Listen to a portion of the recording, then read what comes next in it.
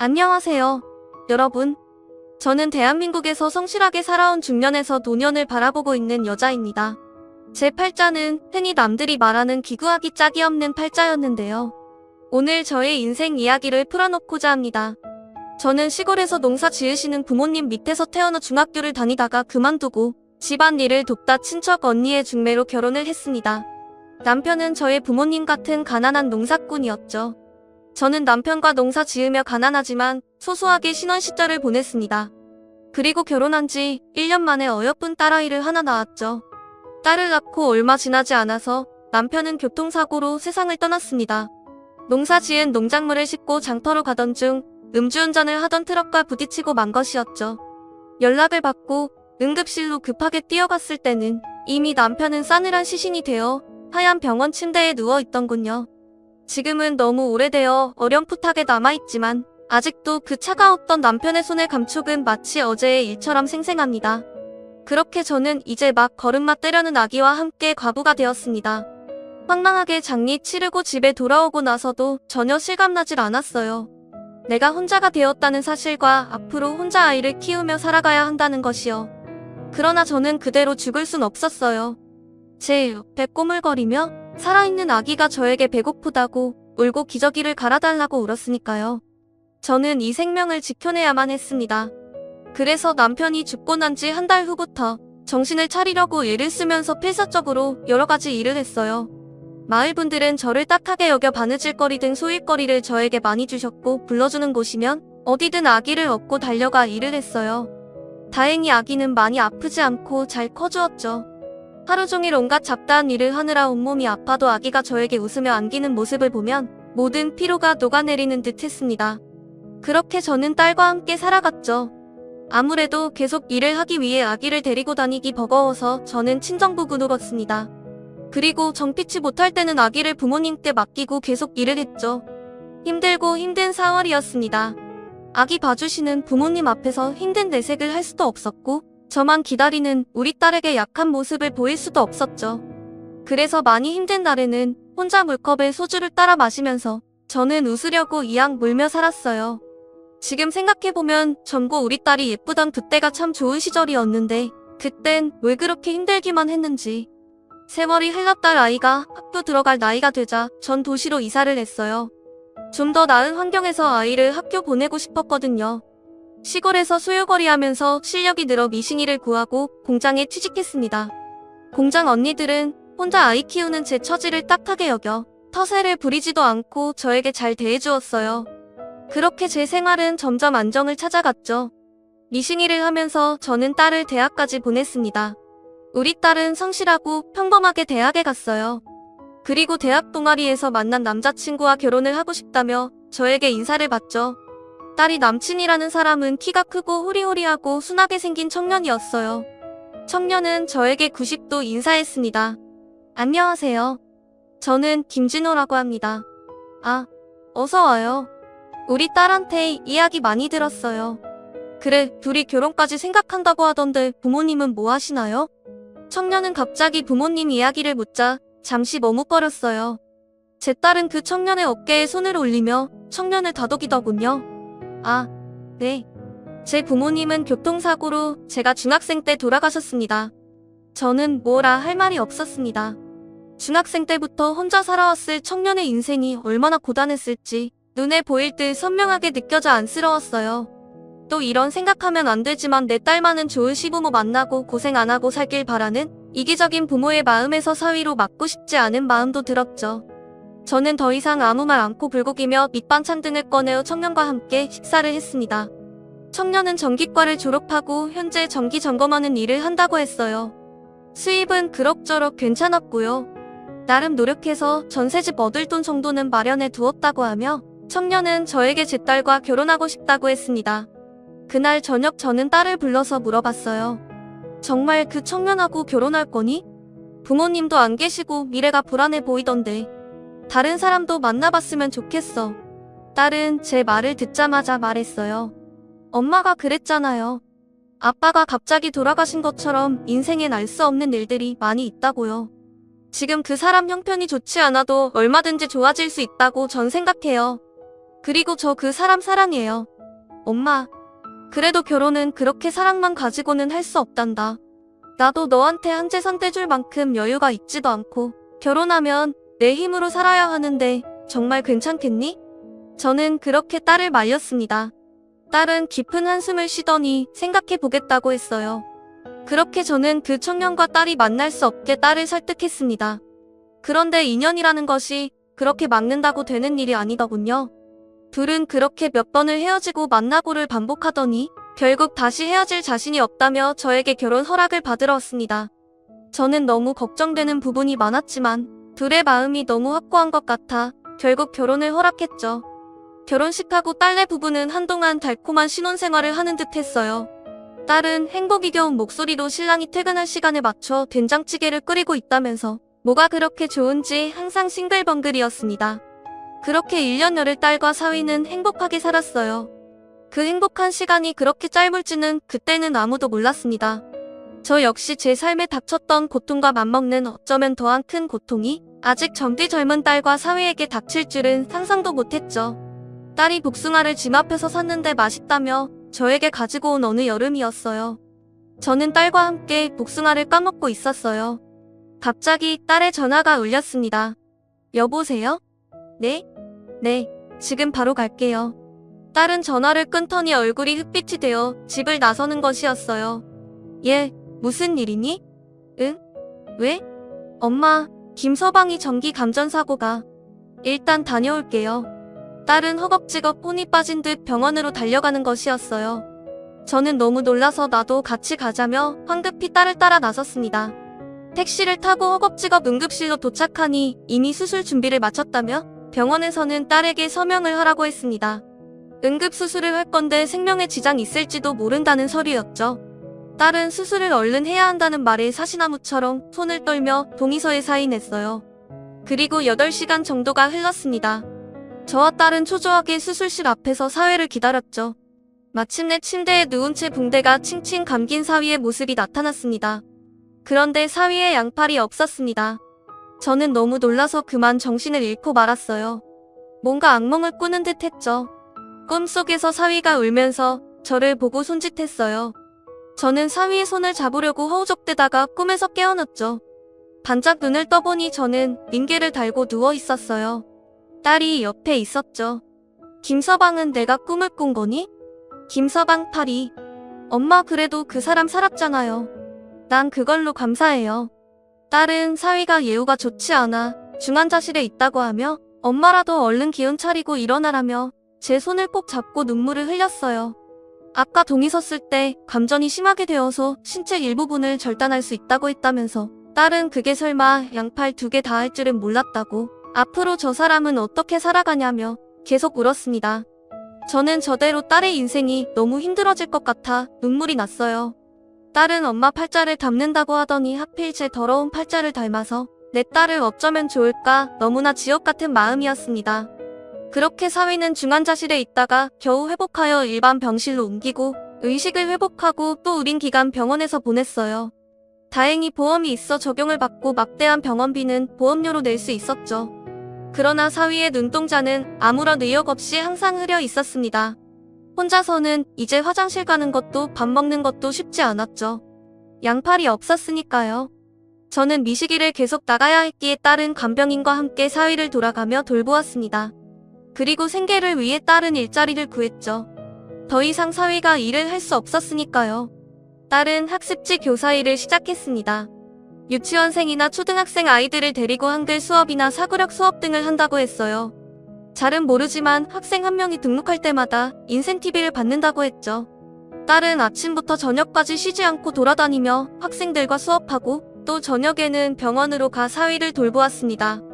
그렇게 몇 년의 시간이 흘렀죠. 저는 저대로 딸은 딸대로 바쁘게 살아갔습니다.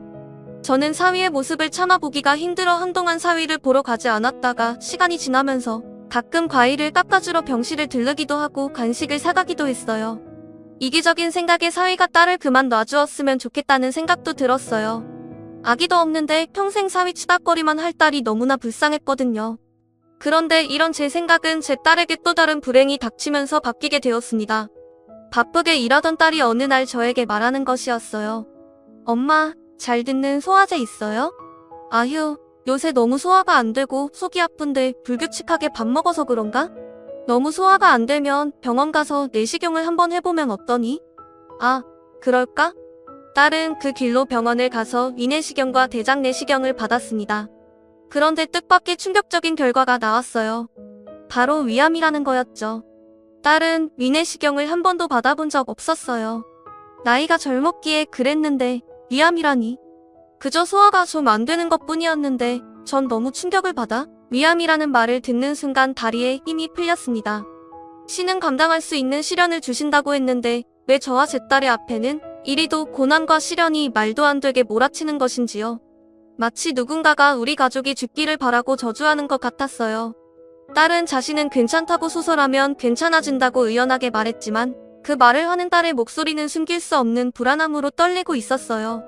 암 진단을 받고 얼마 안 돼요. 딸은 저에게 당부했죠. 엄마, 나 암이라는 거 신랑한테는 비밀로 좀 해줘요. 김서방도 알아야지. 알고 있는 게 맞지. 아니에요. 엄마, 난 그냥 수술하면 괜찮을 거래요. 병원에서 받으라는 치료 잘 받고요. 신랑 안 그래도 지금 변한 몸 때문에 못 견뎌 하는데 더 이상 힘들게 하고 싶지가 않아요. 엄마, 저는 끝까지 다른 사람들을 먼저 생각하는 딸 아이의 고운 마음에 가슴이 천 갈래 만 갈래로 찢어지는 듯 했어요. 차라리 나를 아프게 하시지. 왜 이렇게 젊디 젊은 부부에게 이런 시련을 주시는지. 하루에도 몇 번씩 신에게 애원했다가 욕을 했다가 마치 정신 나간 사람처럼 그렇게 저는 딸에게 닥친 현실을 받아들이기 힘들어 발버둥을 쳤죠. 딸은 신랑에겐 비밀로 하고 다른 일로 지방에 다녀오겠다 하고서는 수술을 하고 입원을 했습니다. 저는 딸이 입원한 기간 동안 사위를 보살펴 주었죠. 사위는 이제야 팔이 없어진 자신의 몸에 적응한 듯 싶었어요. 그래도 다리는 멀쩡해서 잘 걸어다녔고 새로 맞춘 의수에도 적응이 비교적 잘 되고 있었어요. 얼른 재활을 마치고 의수를 가지고도 할 수 있는 기술직을 찾아 직업을 다시 갖겠다는 것이 사위의 목표였습니다. 딸이 지방에 일 때문에 가겠다고 하고 연락이 안 되자 사위는 눈에 띄게 불안해했어요. 저에게 딸이 언제 오느냐고 어머님과는 연락이 되느냐고 묻기도 하고 또 대답이 없는 딸의 전화에 계속 전화를 걸기도 했습니다. 딸도 계속 수술 이후 컨디션이 좋지 않아 연락을 못 받은 것이었는데 사위 얼굴이 날이 갈수록 흑빛이 되는 것이 뭔가 단단히 오해한 듯 싶었어요. 어머님, 저 드릴 말씀이 있습니다. 김서방, 무슨 일인가? 어머님, 저 이제 그만 정의 곁을 떠나려고 합니다. 아니, 그게 무슨 말인가? 갑자기? 제 생각엔 요즘 정의가 연락이 잘 안 되는 것이 저 때문에 지쳐서인 것 같습니다. 팔도 없는 이런 몸이 된 제가 염치 없게 너무 오래 정의 고생만 시키고 붙잡아 놨던 것 같아요. 우리 둘 사이에 아이가 있는 것도 아니고 이제 그만 보내주는 게 제 도리일 것 같습니다. 아니, 자네 가더라도 정의 이야기는 들어보고 가야지. 이렇게 일방적으로 이야기하면 어쩌는가? 그럼 제가 뭘 어떻게 할 수 있겠습니까? 팔도 없고 손가락도 없는 이런 몸으로 제가 뭘 할 수 있겠어요? 장모님, 그냥 제가 헤어져 주는 게 장모님도 정희씨도 속 편한 일이잖아요. 사회는 갑자기 방문에 머리를 쿵쿵 찌르며 소리를 지르며 울었어요. 그 울부짖음을 듣고 있자니 눈앞이 아득해지는 기분이었어요. 사회가 단단히 오해했구나. 이 일을 어떡하지? 그렇다고 암이라고 솔직히 말한 듯 나아질 상황이 있을까? 괜히 서로 더 힘들어지는 건 아닐지? 저는 생각이 많아졌습니다. 일단 진정하게 내가 딸에게 다시 연락해 볼 테니 좀 기다리고 있게나? 자네를 저버리려고 그런 건 아닐 걸세. 제발 내 말 좀 믿어. 저는 사회를 진정시켜놓고 병원에 있을 딸에게 전화를 걸었어요.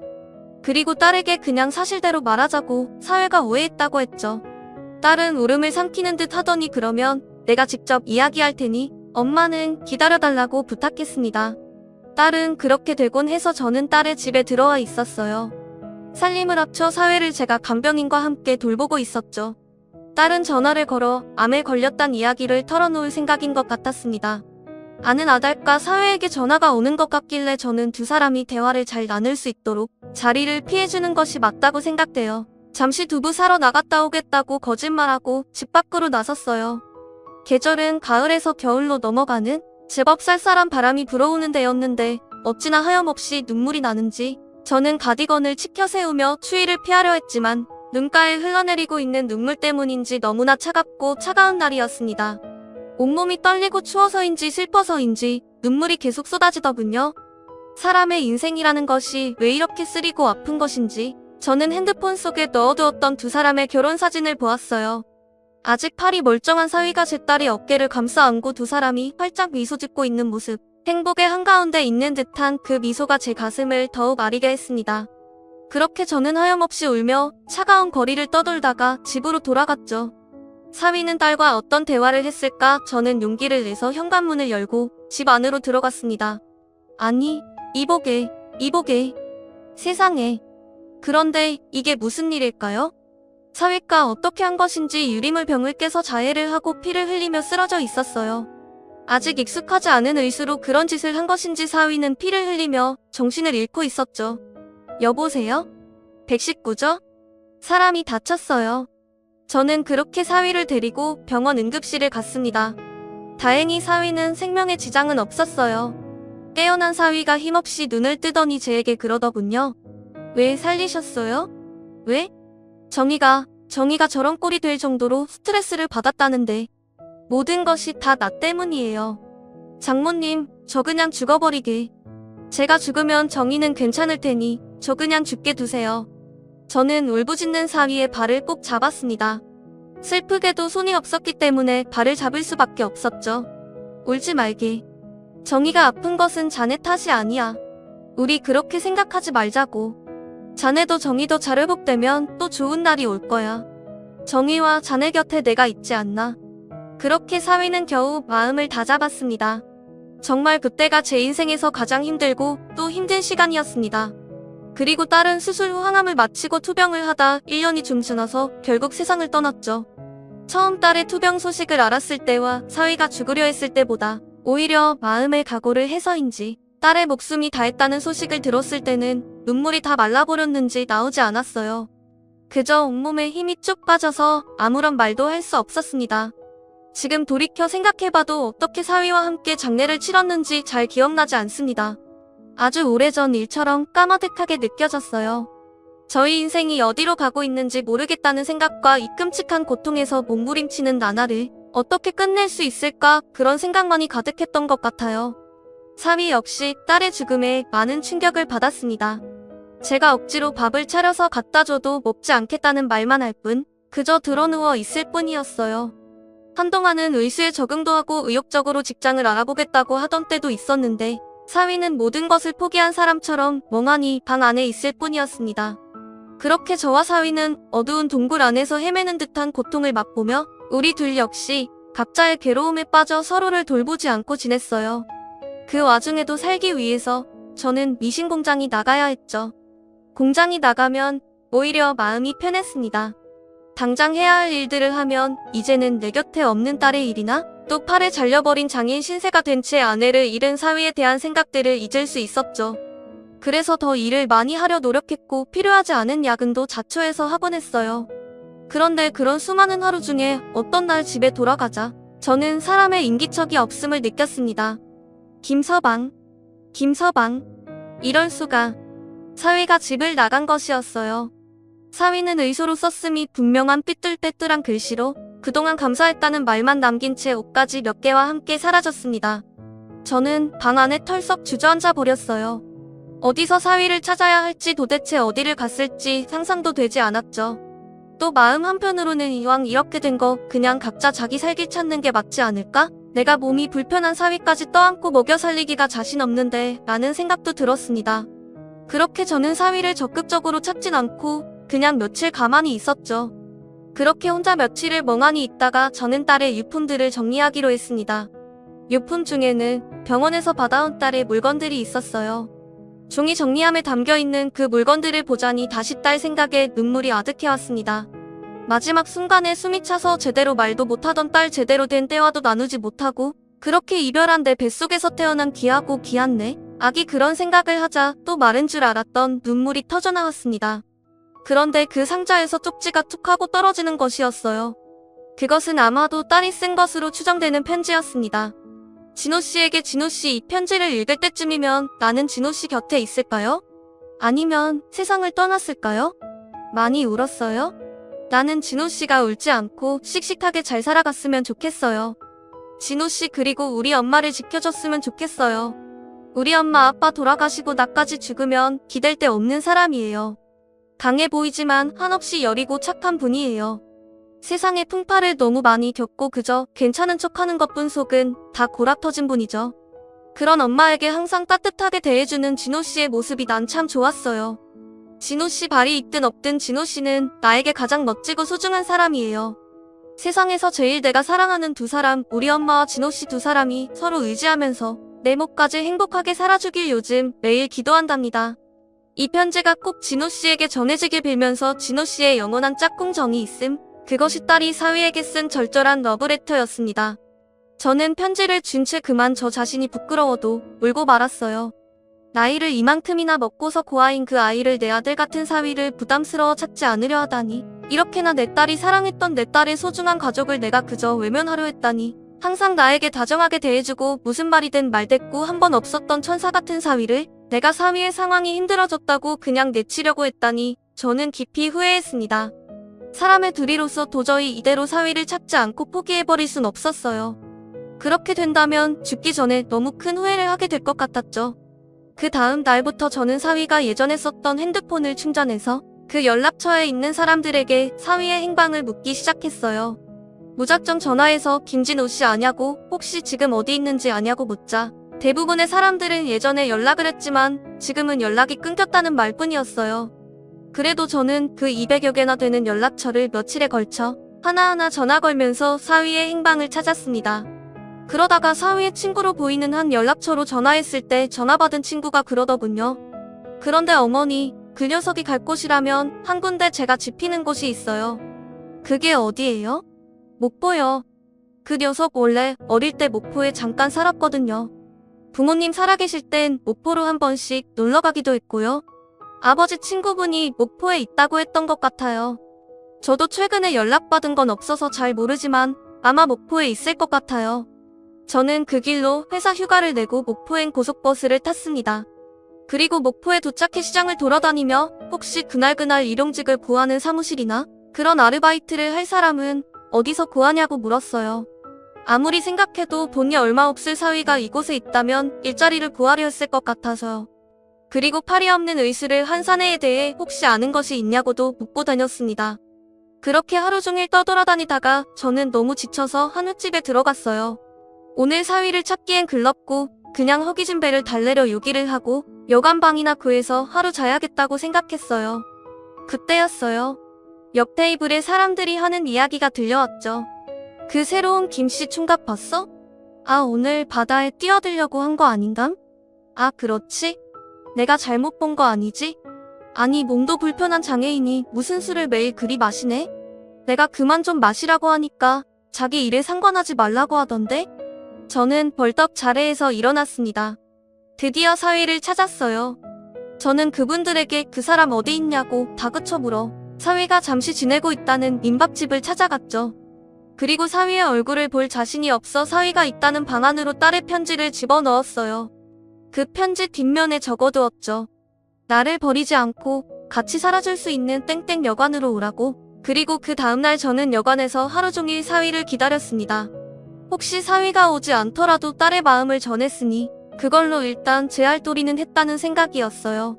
그런데 마치 기적같이 사위가 똑똑하고 여관방 문을 두드려 주었어요.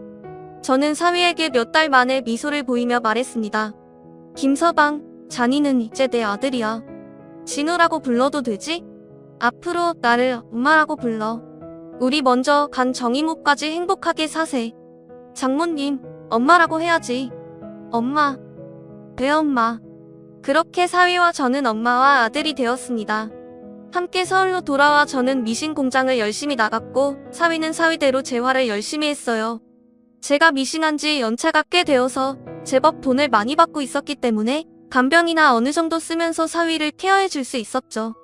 그렇게 저는 새로 생긴 제 아들 진우와 함께 10년이 훌쩍 넘는 세월을 함께 지냈죠. 진우는 순하고 따뜻한 아이였어요. 전 나중에는 진심으로 진우가 새 장가를 가길 바랐습니다. 나랑 연을 끊어도 좋으니 새 장가 가서 남들 하는 거 다 하고 자식도 마음에 행복하게 살았으면 하는 마음이었죠. 그러나 진우는 자신은 정이 하나 가슴에 품고 사면 된다며 딱 잘라 그런 이야기를 거절하는 것이었어요. 그런 일로 가끔 말다툼하는 것을 빼면 우리는 사이좋은 모자였습니다. 오랜 세월 의술을 쓰다 보니 이제 제법 의수 사용이 능숙해진 진우는 자신이 도움을 많이 받았던 후원단체에 자신도 뭔가 도움이 되고 싶다며 봉사활동을 나가기도 했어요. 유기견 봉사나 진우와 같이 몸 한쪽이 불편한 분들을 위한 봉사활동을 열심히 하더군요. 한 번은 같은 봉사자라면서 중년의 남자분과 함께 집에 온 적도 있었어요. 그 중년의 남자분은 진우의 동생을 만났어요.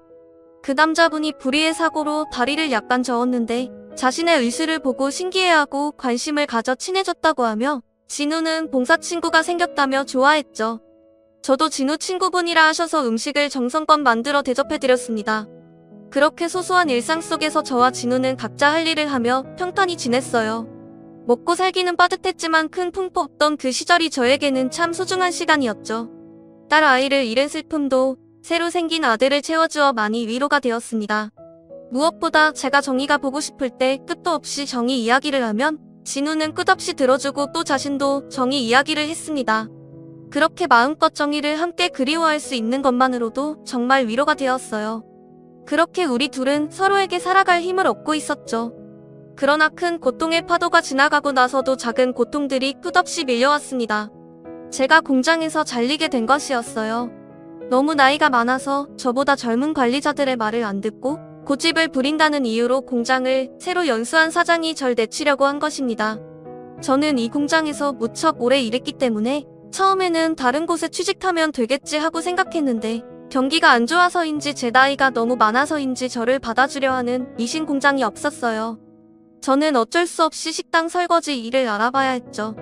진우는 조금씩 취업지원센터에서 할 수 있는 일들을 찾고 있었지만 아직 수입이 신통치 않았고 또 몸을 쓰는 일은 아예 할 수가 없었으니까요. 나이가 들어 식당 일을 하려니 온몸 뼈마디 마디가 쑤시고 아팠습니다. 아침에 일어날 때 몸이 생각대로 움직이지 않는 날도 많았고 밤에 잠들기 전에도 온몸이 쑤셔서 끙끙대며 앓았죠. 진우는 그런 밤이면 제 곁에 와서 다리를 주물러 드리고 싶은데 외수로는 주무를 수가 없다고 눈물 짓곤 했어요. 도움이 되지 못해 미안하다며 그렇게 진우는 제 머리맡에서 항상 제가 잠드는 것을 지켜봐 주었죠. 하루하루 힘든 나날이었습니다. 간병인을 쓰는 것도 많이 줄여버렸고 저는 식당 일로 지쳐갔고 진우는 몸이 불편하니 할 수 있는 일이 많이 없고 우리 집은 점점 더 가난의 구렁텅이로 빠져갔습니다. 진우도 저도 먹고 사는 문제로 예민해지고 빠듯해졌어요. 저는 진우에게 짜증내는 날이 많아지고 있었고 진우는 진우대로 그런 저를 보며 많이 참고 있었죠. 하루는 너무 힘들고 고통스러워서 어떻게 하면 편하게 죽을 수 있을까 진우에게도 물어가서 우리 두 사람이 함께 세상을 뜬다면 어떨까 그런 생각으로 마트에서 농약을 사서 집으로 갔습니다. 그리고 진우에게 내밀었죠. 진우야, 엄마가 생각을 해봤는데 우리 한날 1시에 뜨는 게 어떠니? 엄마, 정희가 다 보고 있어요. 그러지 마세요. 다음 달이면 우리 생활비가 바닥날 거야. 진우야, 그냥 이게 현명한 걸지도 몰라. 진우야, 엄마 돈 나을 다른 방법도 없지 않니? 어디 빌려서 갚을 수 있는 것도 아니고 나는 늙고 너는 몸이 불편한데. 진우는 제가 악다군 일 했었자 아무 말도 없이 바쁘게 살았어요. 그래서 방문을 닫더군요. 그리고 다음날 진우는 저에게 말했어요. 제가 언젠가 죽으려고 했을 때 엄마가 그랬죠. 정희 목까지 행복하게 살자고. 엄마, 정희가 이런 우리 모습을 보면 어떻게 생각하겠어요. 제발 기운 내세요. 돈은 다음 달까지 일단 써보고 그 후로 제가 어떻게든 해볼게요. 친구들에게 빌리든 그 어떤 것이라도 좋으니 일자리를 구하든 저 때문에 식당 일 하시느라 몸이 많이 상하신 것 같은데 한동안 좀 쉬세요. 저는 저보다 어른스러운 진우의 말을 아무 말도 못하고 그저 고개를 끄덕였어요. 이 질기고 모진 목숨 끊는 것도 쉽지 않았죠. 눈을 질끈 감고 죽어보려 해도 진우가 마음에 걸리고 또 딸아이의 마지막 편지가 마음에 걸렸습니다. 그렇게 힘든 시간을 보내고 있던 그때 저에게 기적 같은 일이 찾아왔어요. 저는 집에서 힘없이 늘어져 있다가 걸려온 전화를 받았어요. 여보세요? 네, 김진우 씨 댁이죠? 보호자 되시나요? 네, 제가 보호자인데요. 왜 그러시죠? 김진우 씨 앞으로 익명의 후원가가 거액의 후원금을 보내셨습니다. 없다는 이 돈이에요. 저는 정신이 하나도 없었습니다. 몇 억의 돈을 누가 도대체 우리를 위해서 내놓는단 말입니까? 누가 후원했는지는 밝힐 수 없지만 진우 씨와 어머니의 사연을 듣고 감동한 인명에 부의한 분이 돈을 보내셨다는 것만 알고 계시면 됩니다. 그렇게 그분은 끝까지 후원자의 신분을 밝히지 않고 전화를 끊었어요. 저는 한동안 이 일이 꿈인지 생시인지 정신이 없다가 한 달쯤 지나고 실제로 진우의 통장에 돈이 들어오고 나자 그제서야 실감이 났습니다. 저는 진우와 함께 신이 나서 이 돈으로 뭘 할 것인지 계획을 세웠죠. 처음에는 식당을 할까 생각했어요. 그러나 진우와 제가 함께 일하기에는 식당 일은 좀 맞지 않았죠. 저는 체력이 딸렸고 진우는 의수이기 때문에 손을 정교하게 쓸 수 없었으니까요. 그래서 업종을 프랜차이즈 카페를 하기로 했습니다. 디저트도 팔고 커피도 파는 곳으로요. 프랜차이즈를 했을 때 케이크나 디저트류를 모두 냉동으로 본사에서 가져오기 때문에 그냥 간단히 데우기만 하면 돼서 좋았어요. 그렇게 가게 자리를 알아보고 어떤 브랜드 카페를 차릴 것인지 알아보느라 저와 진우는 정신없이 바빴죠. 그리고 두세 달여를 그렇게 바쁘게 쫓아다닌 끝에 가게를 오픈하게 되었습니다. 가게 오픈날 저는 저의 지인들과 진우를 챙겨주시는 복지사분들 그리고 봉사활동 단체분들을 모시고 조촐하게 개업식을 했어요. 그리고 그 자리에 예전 진우의 친구라고 하던 다리를 절던 중년 남자분도 오셨는데 그분이 번쩍번쩍한 최고급 외제차를 타고 고급 양복을 입고 나타나신 게 아니겠어요? 진우야, 저번에 왔던 그분 맞지? 네, 최 회장님 여기에요. 아, 놀라셨구나. 어머니, 최 회장님은 건설회사 대표세요. 그 순간 저는 알 수 없는 직감 같은 것이 스쳐왔어요. 우리 집에 찾아와 이것저것 형편을 물어보시던 그 모습과 그리고 지금 개업식에 나타나 짚고 있는 저 뿌듯한 표정까지 분명 우리에게 후원금을 주신 분은 저분이 틀림없었어요. 저는 디저트와 커피를 내놓고 손님들을 대접하다 최 사장님이 가신다기에 가게 앞으로 인사를 드리러 나섰어요. 아이고, 진우 어머님 나오실 곳까진 없는데 가끔 커피 마시고 싶을 때 들러올게요. 저는 마지막까지 자신이 한 일을 알리지 않으려는 회장님의 태도에 눈시울이 붉어졌어요. 그래서 그만 덥석 그분의 손을 잡았죠. 아니, 왜 이러세요? 어머님, 저와 진우에게 보내주신 돈 감사히 쓰겠습니다. 먹고 살 방편을 마련해 주셔서 정말 감사드려요. 정말로 저희에겐 하늘에서 동아찌로 내려온 거나 다름없습니다. 앞으로 더욱 배불면서 살겠습니다. 정말 감사드립니다. 저는 눈물을 줄줄 흘리며 회장님께 제 마음을 말씀드렸어요. 회장님은 참 무슨 말씀이신지 다 착하게 살아서 복 받으신 겁니다. 어디 몸 불편한 사위를 그렇게 10년도 훨씬 넘게 건사하기 쉽나요? 다 어머님이 착하게 사신 거 돌려받는 거예요. 하면서 끝까지 자신은 모르는 일이라고 잡아떼며 가셨어요. 그렇게 저와 사위는 아니 제 아들이 된 진우는 돈 걱정 않고 살아가게 되었어요. 프랜차이즈 브랜드의 장점은 아무래도 인지도가 있으니 홍보가 쉽다는 점인데요. 한 달에 500만 원이 훨씬 넘는 돈을 벌게 되니 암병동에 돈이 많이 생겼습니다. 그래서 저와 진우는 정희처럼 암을 앓는 사람들에게 도움이 되고 싶어 다달이 얼마의 금액을 암병동에 기부하기로 했어요. 또 진우처럼 몸 한쪽이 불편한 사람들에게도 필요한 도움을 주기적으로 주기로 했습니다. 겨울이면 연탄 봉사를 가고 주말이면 가끔 강아지들을 보러 갑니다. 진우와 이렇게 함께 봉사하며 지내는 요즘 같은 나날들이 사람들은 이제 겨우 형편이 나아졌는데 왜 다 퍼주고 다니냐고 하지만 저는 제가 다른 사람에게 베푼 만큼 다시 저와 진우에게 돌아온다고 믿기 때문입니다. 여러분은 이런 저의 생각을 어떻게 생각하시나요? 저는 제가 그때 진우를 버렸다면 오늘과 같은 이런 좋은 상황이 오지 않았을 것이라 확신합니다. 그러니까 인과응보라든가 사필귀정이라는 한자 성우들이 있지 않겠어요? 갑자기 무슨 한자 성우냐고요? 아, 제가 공부가 짧은 것이 한이 되어서 요즘 한자 성어 배우는 수업을 듣고 있어요. 뒤늦게 시작한 공부라 그런지 너무 즐겁고 재미있습니다. 여러분도 나이 들수록 남을 돕고 베푸는 삶을 한번 살아보시는 건 어떨까요? 저는 오늘도 제 딸 정희에게 부끄럽지 않게 하루하루 보내려고 노력하면서 사위가 아닌 아들이 된 우리 진우와 함께 최선을 다해 살아가고 있습니다. 몸의 장애보다 결국 큰 것은 나는 안 돼 못하겠어 이런 마음의 장애가 아닐까요? 제 굴곡진 삶의 이야기 들어보시니까 어떠셨나요? 조금이나마 힘든 인생살이에 제 이야기가 위로가 되었길 바랍니다. 그럼 모두 행복한 하루 보내세요. 감사합니다.